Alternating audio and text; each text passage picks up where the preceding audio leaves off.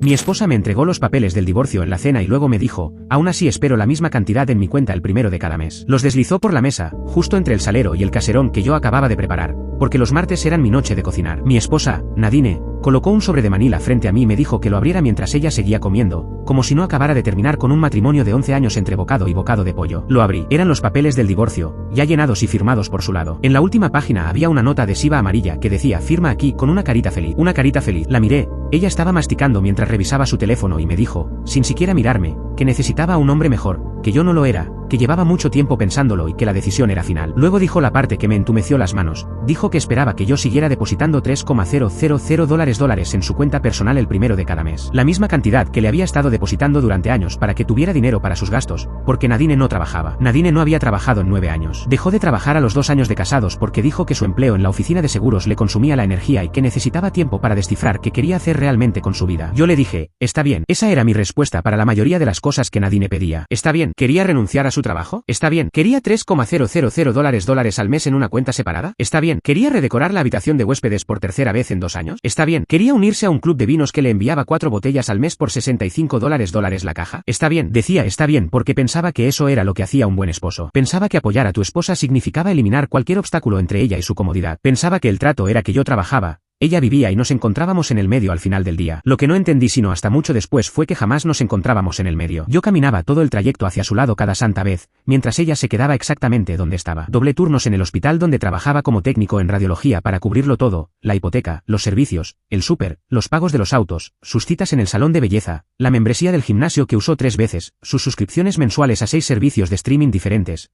2 cajas de ropa por catálogo y el club de vinos al que se inscribió y olvidó cancelar. Yo cubría todo eso y además le depositaba $3,000 en su cuenta cada mes porque decía que eso la hacía sentir independiente. Independiente. Usaba mucho esa palabra para ser alguien que no había ganado un cheque de pago desde que tenía 29 años. Durante 9 años, Nadine se despertaba después de que yo me iba a trabajar y se pasaba el día haciendo lo que le daba la gana. Iba a desayunar con sus amigas, iba de compras, redecoraba habitaciones que no necesitaban redecoración. Tomó clases de yoga, clases de alfarería y un curso de fotografía de 6 semanas que costó $800 y del cual resultaron 0 fotografías. Tenía pasatiempos, muchísimos pasatiempos. Lo que no tenía era un trabajo ni el menor interés en conseguir uno, porque yo le había construido una vida tan cómoda que el trabajo se volvió opcional, y con el tiempo, invisible. Le pregunté por qué quería el divorcio. Dejó su teléfono por primera vez desde que se había sentado y enumeró sus razones como si las hubiera ensayado. Dijo que yo trabajaba demasiado, dijo que era aburrido, dijo que no la llevaba a suficientes vacaciones, dijo que me había descuidado.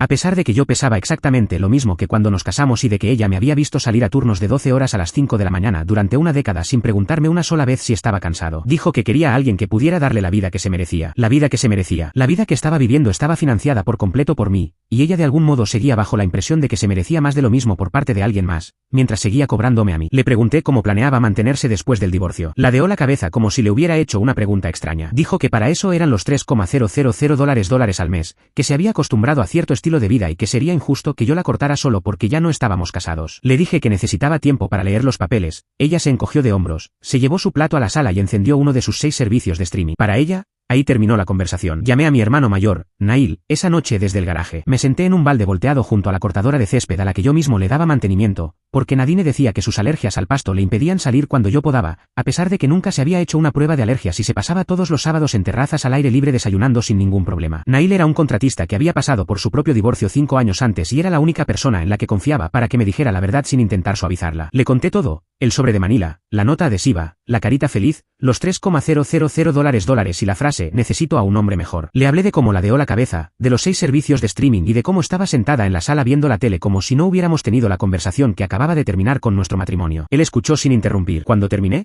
se quedó callado por unos 10 segundos. Luego me hizo una sola pregunta. ¿Tu nombre está en todo? Lo estaba. La casa estaba a mi nombre. La compré antes de casarnos con el dinero que ahorré trabajando turnos dobles durante 4 años. Los autos estaban a mi nombre, ambos. Nadine manejaba un auto que yo compré, aseguré y mantenía porque decía que los asuntos de los autos la estresaban. Cada cuenta estaba a mi nombre o era mancomunada, lo que significaba que podía hacer lo que hice a continuación. Llamé a una abogada de divorcios a la mañana siguiente. Me explicó que debido a que Nadine había dejado su trabajo voluntariamente y no tenía ninguna discapacidad ni condición que le impidiera trabajar, era muy poco probable que un juez le otorgara una pensión conyugal a largo plazo, especialmente porque tenía 38 años, un título universitario y era completamente capaz de emplearse. También me explicó que la casa que compré antes del matrimonio con mi propio dinero se consideraba propiedad separada, siempre y cuando pudiera mostrar los registros de compra. Podía, yo lo guardaba todo. Firmé los papeles. Le di a Nadine exactamente lo que pidió, el divorcio. Lo que no le di fueron los $3,000 al mes, ni la casa, ni el auto que manejaba. Mi abogada se encargó de todo, y cuando Nadine recibió la contrapropuesta legal, me llamó desde la casa de su madre, a donde se había mudado la semana anterior porque le había dicho a todo el mundo que ella era la que se iba. Estaba furiosa. Dijo que la había tomado por sorpresa. Esa fue la palabra que usó, desprevenida. La mujer que deslizó unos papeles de divorcio por la mesa de la cena entre bocados del caserón que yo le había cocinado, decía que yo la había tomado desprevenida.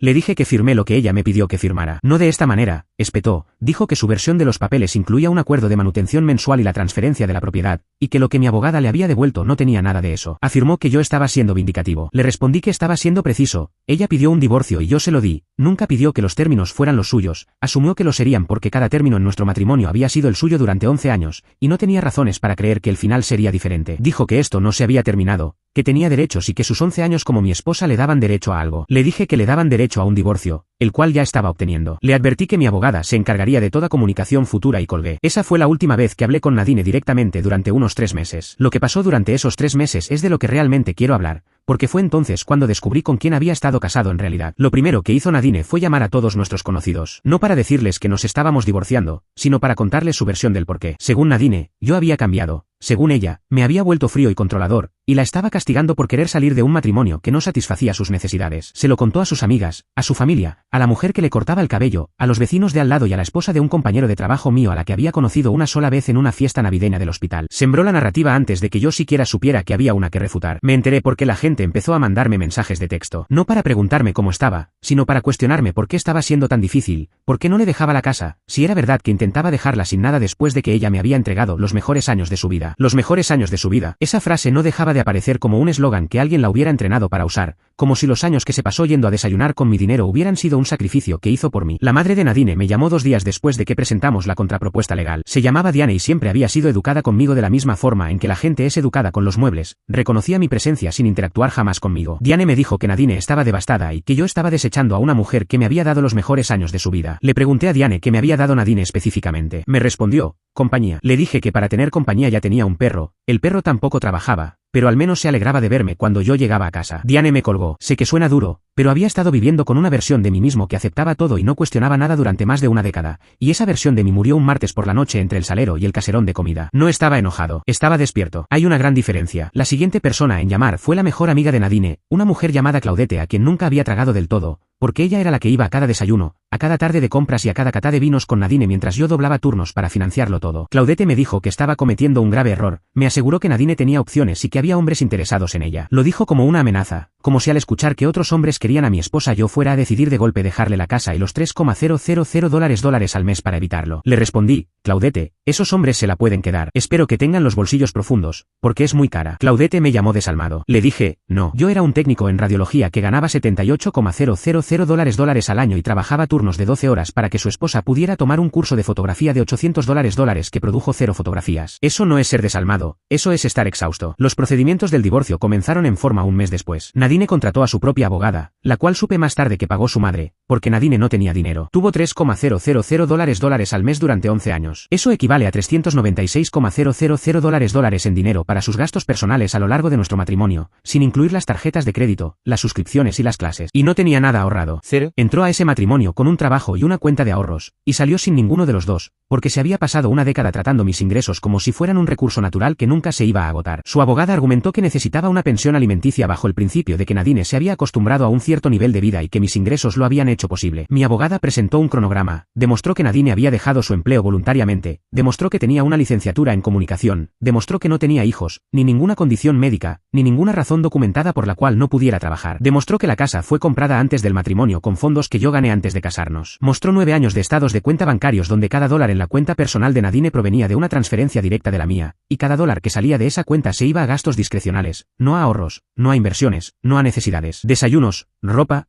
clases, vino. El juez lo revisó todo. Le preguntó directamente a Nadine por qué no había trabajado en 9 años. Su abogada intentó pintarlo como una decisión mutua. Mi abogada mostró un mensaje de texto de 2015 donde Nadine me decía que no iba a regresar a trabajar y yo le respondía con un está bien, lo cual su abogada intentó distorsionar como un acuerdo. Mi abogada luego mostró 6 mensajes de texto subsecuentes a lo largo de los años donde yo le preguntaba a Nadine si había pensado en volver a trabajar, y ella simplemente ignoraba la pregunta o decía que no estaba lista. El juez se quedó mirando esos mensajes por un largo rato. No le otorgó una pensión a largo plazo. Le concedió a Nadine 6 meses de apoyo transitorio por $1,500 al mes, la mitad de lo que exigía, para darle tiempo de encontrar empleo. Dejó la casa conmigo, señalando específicamente que la propiedad se adquirió con fondos premoritales y que Nadine no había contribuido a la hipoteca de ninguna manera documentada. Dividió la cuenta de ahorros mancomunada, que contenía $41,000, y le dio la mitad. El auto que manejaba se le otorgó a ella porque ya estaba pagado y el juez lo consideró una división de bienes razonable. Nadine lloró en la sala del tribunal. No fueron lágrimas silenciosas, eran sollozos fuertes y temblorosos que resonaban en las paredes. Su madre le sobaba la espalda. Su abogada miraba al suelo. Yo me senté en mi silla y pensé en la carita feliz de la nota adhesiva y en lo segura que había estado esa noche en la mesa de la cena, lo certera que estaba de que podía terminar un matrimonio y quedarse con el cheque de pago, como seguía masticando mientras me decía que necesitaba a un hombre mejor. No estaba crying porque me hubiera perdido a mí, estaba llorando porque había perdido el dinero. Nadine salió de ese tribunal con un auto pagado, $20,500 en ahorros y 6 meses de cheques de $1,500. Yo salí con mi casa, mi carrera y la primera noche de verdadero silencio que había tenido en 11 años.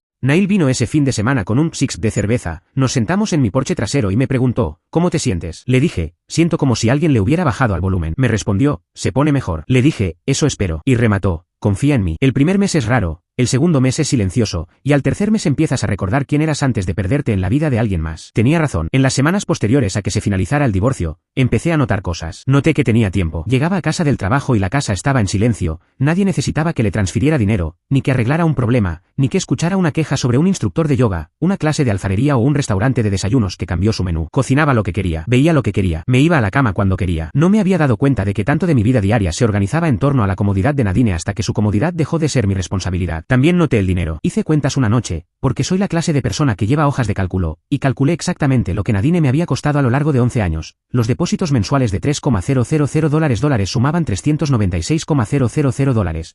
Los saldos de sus tarjetas de crédito que yo liquidaba cada trimestre promediaban unos $2,200, lo que en 11 años daba un aproximado de $96,800. Su auto, su seguro, su teléfono, sus suscripciones, sus clases, el gimnasio que no usaba, el club de vinos del que se olvidó. Cuando lo sumé todo, la cifra superaba por poco los $620,000. Yo ganaba $78,000 al año antes de impuestos. Le había entregado más de la mitad de los ingresos brutos de toda mi vida laboral durante ese matrimonio a una mujer que me llamó aburrido y me dijo que me había descuidado, mientras yo doblaba turnos para que ella pudiera irse a desayunar. Me quedé mirando esa hoja de cálculo por un largo rato, no porque quisiera el dinero de vuelta, sino porque quería entender cómo permití que pasara. Y la respuesta era simple, permití que pasara porque la amaba, y el amor me volvió estúpido y generoso de formas que no noté sino hasta que la generosidad fue lo único que mantenía viva la relación. La segunda cosa que noté fue la quietud, no la ausencia de ruido, sino la ausencia de la actuación. Durante 11 años, había llegado a casa con alguien que necesitaba que yo reaccionara a lo que fuera que hubiera traído su día. El instructor de yoga dijo algo grosero, la clase de alfarería estaba muy llena, en el restaurante le cobraron de más, la caja de ropa mandó la talla equivocada. Cada noche era una sesión de reporte donde se esperaba que yo escuchara, validara y simpatizara con problemas que existían enteramente dentro de una vida que yo estaba financiando. Jamás llegué a casa a decir que había tenido un día difícil, no porque no los tuviera, sino porque Nadine no preguntaba. Preguntaba qué había de cenar,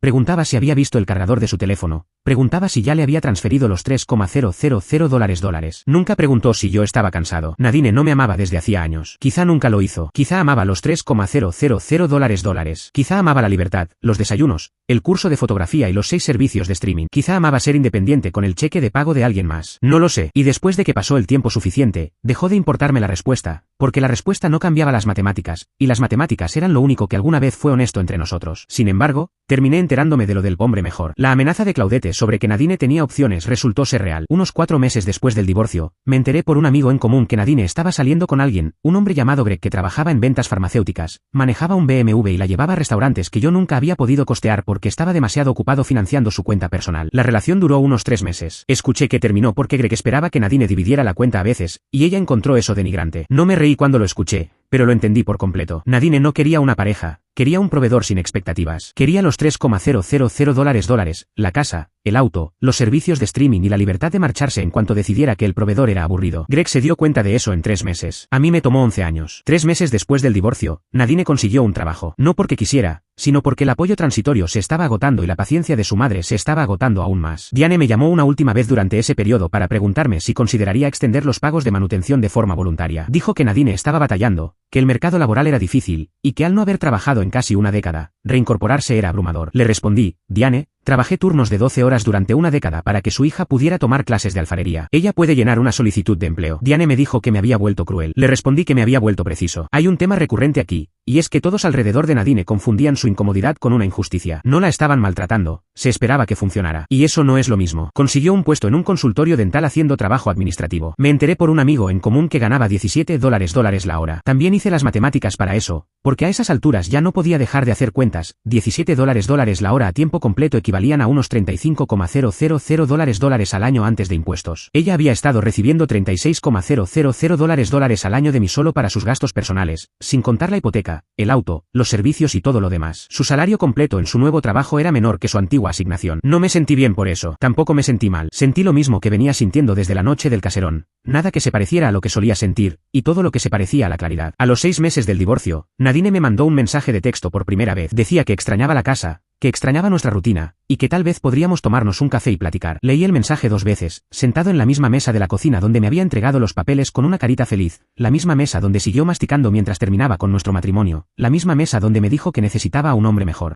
Pensé en la carita feliz, pensé en cómo siguió revisando su teléfono mientras me decía que se iba, pensé en la palabra aburrido, en la frase se descuidó y en cómo ladeó la cabeza cuando le pregunté cómo planeaba mantenerse. Es que no dejes de pensarlo, ella decía que él trabajaba demasiado. El tipo literalmente se estaba matando en turnos dobles para que ella pudiera tomar un curso de fotografía de $800 que produjo 0 fotos, y su queja era que él trabajaba demasiado. Es una locura. Pensé en los $620,000. Pensé en el curso de fotografía. Pensé en cada alarma a las 5 de la mañana que apagué mientras ella dormía hasta las 10. Pensé en todo eso, y le respondí con 2 palabras. No, gracias. Ella me replicó con un mensaje larguísimo sobre cómo yo había cambiado, como antes era amable y que ya no me reconocía. Dijo que el hombre con el que se casó nunca le habría hablado de la forma en que yo le hablaba ahora, y remató diciendo que esperaba que fuera feliz solo. No respondí. Tenía razón en una cosa, yo había cambiado. Ya no era el hombre que cocinaría un caserón un martes y aceptaría una nota adhesiva con una carita feliz en los papeles de divorcio como una forma normal de terminar una década de matrimonio. Ya no era el hombre que depositaría $3,000 al mes en la cuenta de alguien para que se sintiera independiente, siendo todo lo contrario. Ya no era el hombre que confundía el ser necesitado con ser amado, porque Nadine nunca me amó. Ella me necesitaba, y en el momento en que pensó que ya no, deslizó un sobre por la mesa y siguió comiendo. Mi hermano Nail me preguntó el mes pasado si me volvería a casar alguna vez. Le dije que no lo sabía. Me respondió, solo asegúrate de que la próxima tenga trabajo. Me solté a reír. Fue la primera vez que me reí de todo este asunto. Le pregunté si alguna vez se quitaba por completo esa sensación de haber sido usado. Me dijo, no se quita, solo deja de ser la cosa más ruidosa de la habitación. También tenía razón en eso. La casa es mía otra vez, solo mía. Volví a pintar la recámara que Nadine había redecorado 3 veces, eligiendo un color que realmente me gustara por primera vez desde que compré la propiedad. Cancelé los 6 servicios de streaming y me quedé con uno. Cancelé el club de vinos. Cancelé las cajas de ropa por catálogo. Mis gastos mensuales bajaron por $4,200, y sentí esa baja como si me quitaran un peso físico de los hombros. Empecé a meter dinero a una cuenta de jubilación, algo que nunca había podido hacer de manera constante porque el estilo de vida de Nadine consumía cada dólar libre que ganaba. A los 41 años, estaba comenzando un fondo de retiro por primera vez. Ese hecho por sí solo te dice todo lo que necesitas saber sobre con quién estuve casado. Conservé la mesa de la cocina donde me entregó los papeles. Pensé en deshacerme de ella, pero decidí dejarla porque cada vez que me siento a comer, recuerdo lo que se sintió valer menos que un caserón de comida para alguien a quien se lo había dado todo. Ese recuerdo ya no duele, solo me mantiene preciso. Sigo cocinando los martes. Viejo hábito, pero la única persona a la que estoy alimentando ahora es a mí mismo, y las comidas se han vuelto mejores porque finalmente tengo el presupuesto y la energía para preparar algo que valga la pena comer. Nadine obtuvo su divorcio, solo que no obtuvo el mío. Esa última frase es demoledora. Nadine obtuvo su divorcio, solo que no obtuvo el mío. Ese es un hombre que se sentó en la misma mesa donde lo pisotearon y reconstruyó su vida entera. Comenzar un fondo de retiro a los 41 años porque literalmente antes no podía. Reducir $4,000 al mes en gastos con solo sacar a una persona de su vida. Y ella todavía tuvo el descaro de mandarle un mensaje 6 meses después diciendo que extrañaba la rutina. Qué gran historia de justicia y amor propio.